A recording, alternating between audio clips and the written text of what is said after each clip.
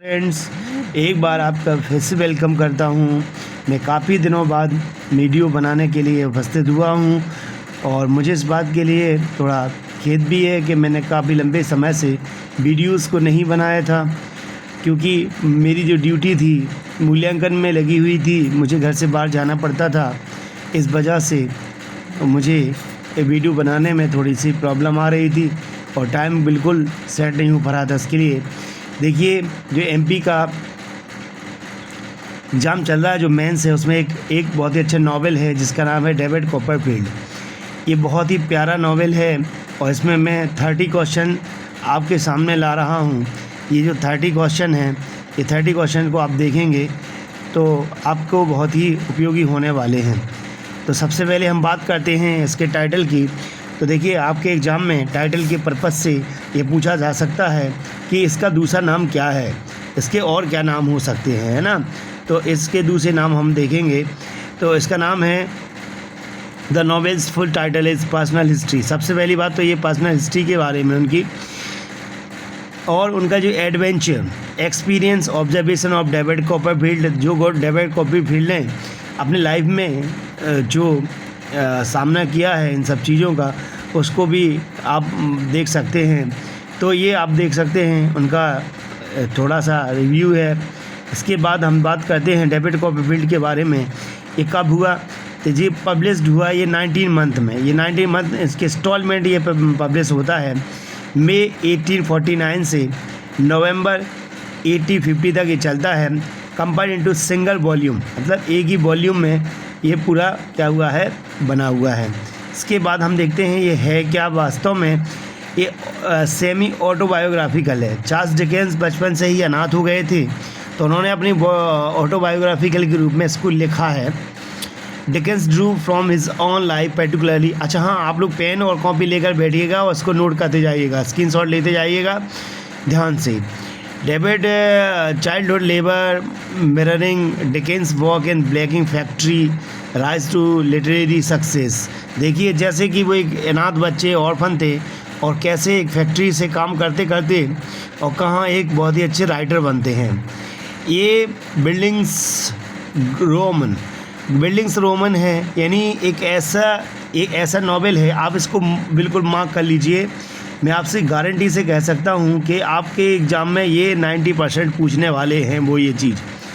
इसको आप बिल्कुल मार्क कर लीजिए। मैं बार बार बोल रहा हूँ, बिल्डिंग्स रोमन जो इसका है, इसका मतलब होता है एक ऐसी स्टोरी जो कि बचपन से लेकर के, कहाँ से लेकर के, बचपन से लेकर के ये स्पेशली मैच्योरिटी तक लिखी जाती है, उसको बिल्डिंग्स रोमन बोलते हैं। और ये डेविड कॉपरफील्ड का इस नावल में आपको देखने को मिला होगा और आपने नावल को तैयार कर लिया। मैं आपको स्पेशली 30 क्वेश्चंस लेके आया हूँ उन क्वेश्चन पे, और आप हमें बीच बीच में कमेंट भी करना है। और बहुत ही प्यारा नावल है। तो आप देखिए, follows David journey from abuse child.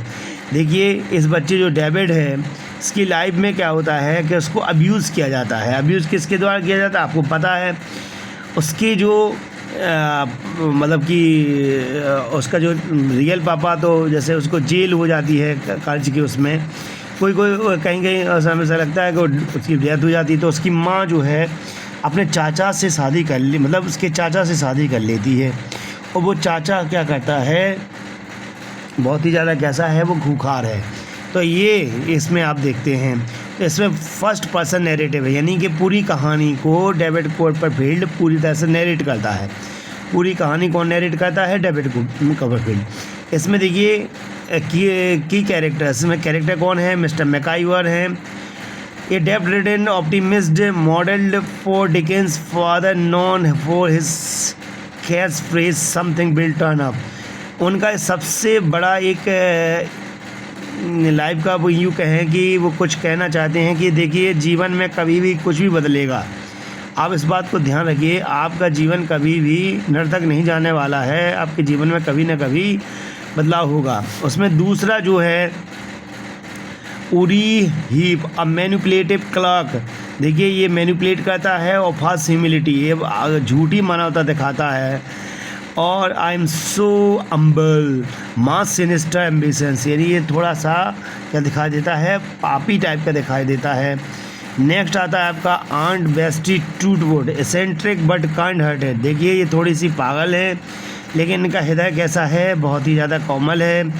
इसकी थीम जो सोशल क्लास की थीम है और चाइल्ड एक्सप्लॉयटेशन, यानी कि देखो बच्चों का जो शोषण होता है भाई, अनाथ स्पेशली अनाथ बच्चों का, उस पर रेजिलेंस उस पर ध्यान दिया गया है। टेंशन जो क्रिएट होती है उनके साथ इनोसेंस यानी करप्शन होता है। ऑटोबायोग्राफिकल इकोस, इसमें आप ऑटोबायोग्राफिकल यानी कि आप क्या कह सकते हैं डिकेंस कैरेक्टर से क्या बनता है, रिवर्स बन जाता है चार्ल्स डिकेंस, यानी आप यूँ कह सकते हैं कि देखिए DC से CD। और ट्रेजिक डेथ, देखिए ट्रेजिक डेथ क्या है, डेविड की जो पहली वाइफ होती है डोरा स्पेनलो, उसकी मृत्यु हो जाती है।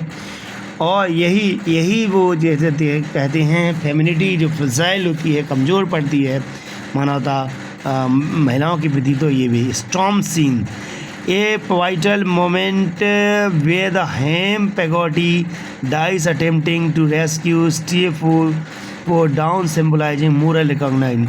देखिए आपको हम स्टोरी तो पूरी नहीं बताएंगे लेकिन इसमें आप देख सकते हैं कि उसकी जो पेगोटी हेम पेगोटी उसकी डेथ हो जाती है, उसके बाद तो और ज़्यादा वो अकेला पड़ जाता है।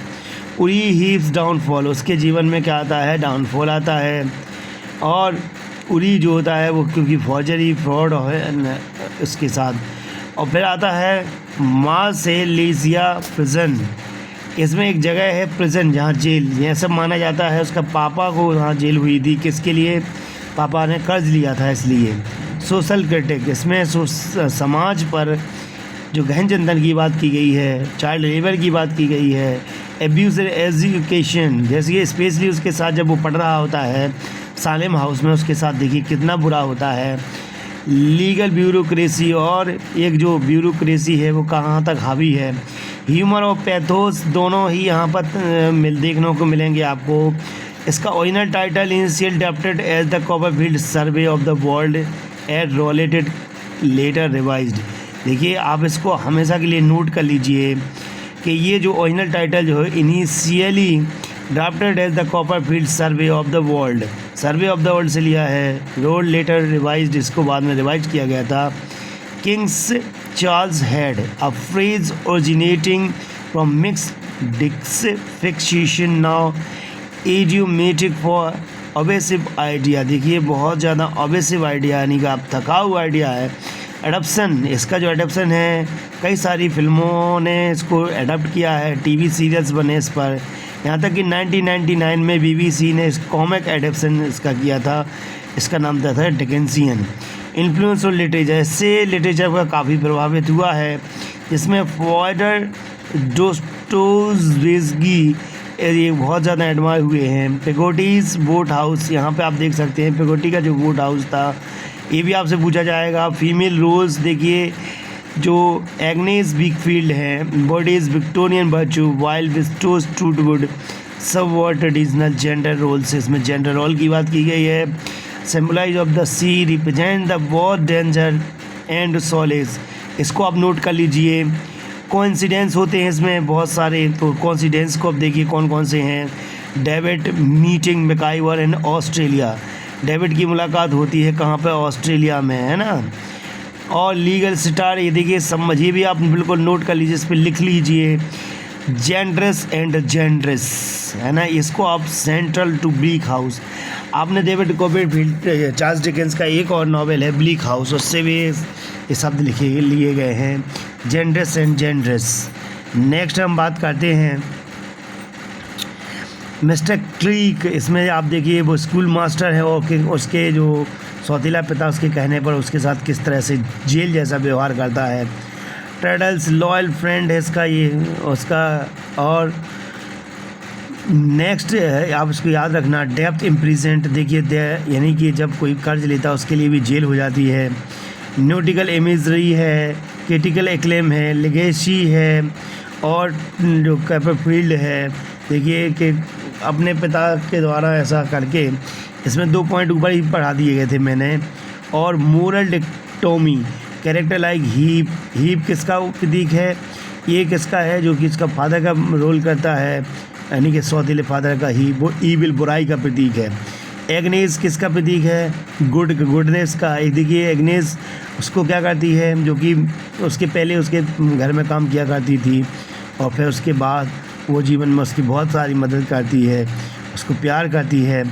तो दोस्तों इस तरह से आप हमारे चैनल को सब्सक्राइब कर लीजिए। काफ़ी दिन बाद वीडियोज़ आज के सॉरी, और अपने दोस्तों को भेजिए। ये बहुत ही मोस्ट, जाते जाते इसको ज़रूर पढ़ के जाना। वाई सी यू, टाटा बाय बाय, मिलते हैं फिर से नेक्स्ट वीडियो में।